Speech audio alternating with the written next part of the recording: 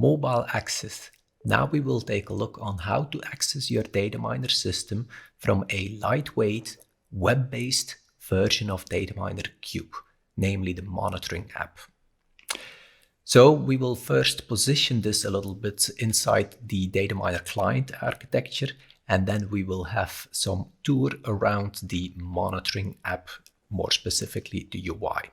There's not a lot of new information because basically we have already discovered everything in DataMiner Cube, but let's take a look on how that looks like in the lightweight monitoring app. So to wrap it up again with what we have been seeing, it is mainly the DataMiner Cube application that we have been using. Because that's like a native application I install on my computer. I typically use it if I'm working day in, day out on the DataMiner system. Then I prefer that native application. It connects to your DataMiner system, which is hosted somewhere with one or more servers on-prem, off-prem, and getting all the information from all the data sources southbound. Now, there might also be some other people that want to access bits and pieces of the DataMiner system. We already took a look at some highlights of the dashboards application. We also have a ticketing application, and now we will take a look at the monitoring app. The monitoring app allows you to have quickly access even on a phone, on a tablet, so it really adapts to the screen real estate that is available, a so-called responsive app, and allows it to be cross-platform available on any device that I take my hand on.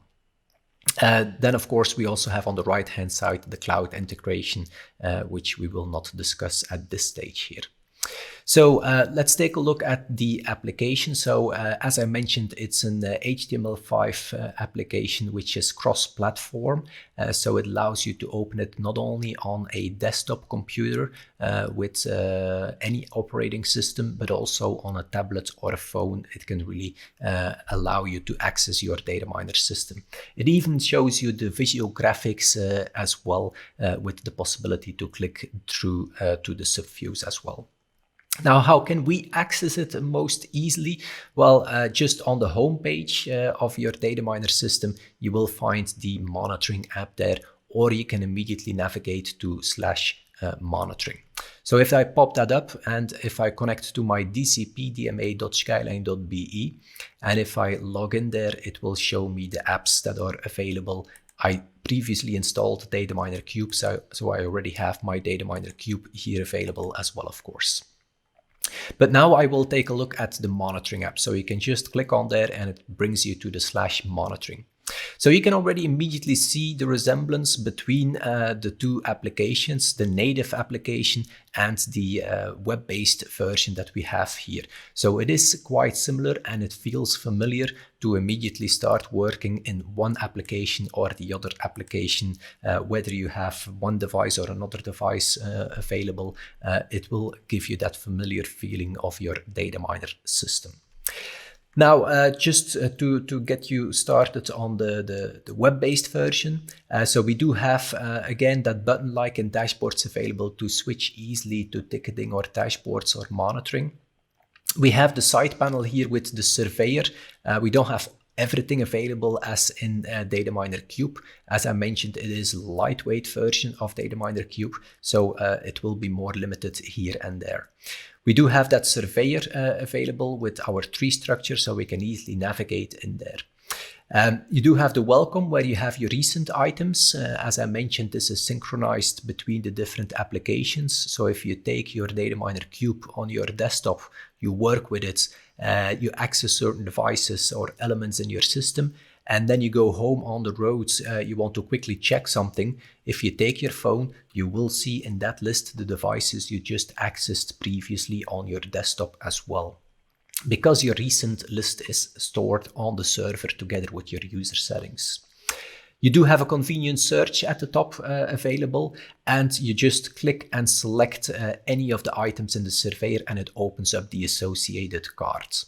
If you want to go back to the home page, you can always click on the monitoring text in the top there to go back to that home page. On the right-hand side, you have your user icon, so you can click on there to do things like checking the version, the help, signing out. And at the bottom, like in the DataMiner Cube native application, we do have our alarm console collapsible available at the bottom there with a summary of the different alarms per severity. So it all feels very familiar. So as I mentioned, you can just open up any card. So if you open up one specific element, it will give you that element card with, again, the familiar side panel where we have the visual, the data with all the different data pages and all the parameters on there, and some other pages like alarms and reports and notes and things like that. You do have a couple of actions available, so you can immediately change the state of the element or mask it as well. If we look at one specific parameter, we do have the possibility with the wrench icon there to actually change the value of this parameter, or to go and look for a trend graph. So trending, setting parameters, that's all available in there. As I mentioned, you can activate, pause, stop an element from here, and also masking is available there, depending on your security rights, of course. And this all adapts on the screen real estate. If you're looking on a phone or on a tablet, it might look different there.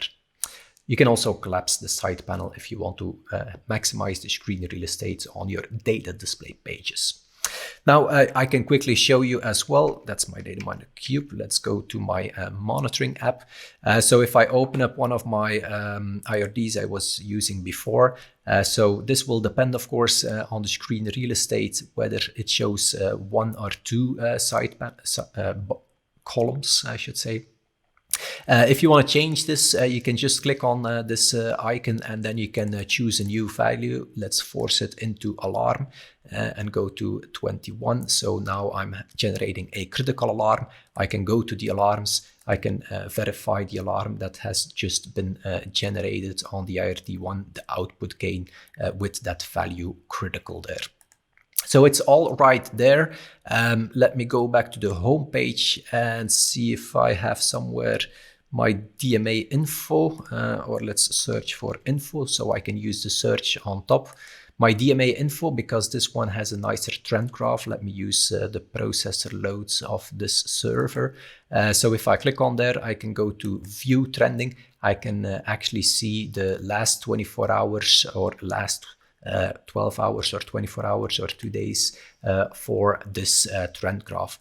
I do also have the possibility to zoom in. I see a little bit of a spike here, so I can actually zoom in on there, scroll. You need to press and hold the control while you scroll there, so to see more details there. So that's all available right from your device, you could say. The element cards. Okay, so also on a view card, so that was one element. If we go to a view card, what we find for a specific view or your root view is a list of all your elements, all your services. So you do have that overview there as well, but also the visuals as well. I didn't show the visuals yet. So if we go, for instance, to our Europe or operations view, for instance, we can immediately see all the elements in there, but we can also take a look at the visual part of it with some real-time data in there. So the CPU utilization 15.4%, so that's real-time data, and also real-time updating, because now it's 2%. So this is refreshing as well. And it's actually hyperlinked as well, so I can really drill down into a site as well and use this to navigate. So it has all those goodies in there as well. Also for a service card, if you have a service card, it has the necessary details in there with all the elements that are related to this service. So you do have the full service integration as well. And as well, we have that for CPE environment. That's a little bit more specific, or EPM. We can also use that topology drill down into a certain EPM environment, if that would be applicable for your system. Of course, alarming is very important as well. So we do have that collapsible alarm console available at the bottom. It looks and feels familiar. We have already gone through that in the alarm console. So we can see the grouping there today, yesterday, we have those different columns available. We have the summary of the different number of alarms per severity. We have the active alarms, information events, and masked. And if you click on one of the alarms, it will actually open up and show you some more details. And I can show that in a quick demo as a wrap up here. So if I open up that alarm that I generated just before the output gain, so also information events, active alarms, that's all in there. Let me go to that to the output gain. So the alarm I just generated a few minutes earlier. So that's a new alarm that was generated a couple of minutes ago. And you can also have some basic actions here available immediately for my alarm. So I can mask it and I can take ownership. So I can immediately take the ownership. I can add some comments on there as well and take the ownership so that it's now acknowledged and my user is now owner of the alarm. So right from my phone, I can take ownership, or maybe I can say like, oh, don't worry for it, for this alarm. I was aware of it. Let's just mask it. And now I just mask it and move it to the masked tab page so that people don't need to worry about it anymore. And now IRD1 is again in a healthy state, although the alarm still exists, of course, and I still need to fix that problem. I just suppressed it for a moment, and actually for 10 minutes. So that gives you a quick highlight on the monitoring app. So that's basically a lightweight version of DataMiner Cube, allowing you to be able to connect to the DataMiner system from any place in the world, from any device, from any platform, and have some basic actions also available in the monitoring app. Yes, I'm sure this is definitely a useful tool for you, but be aware, of course, that DataMiner Cube, the native application, will be definitely necessary for the administrator part, where we will do some more configuration. So this was basically the last module of the operator training. I hope you enjoyed it and it was useful. I would say up for the next one, which is going to be administrator then. See you next time.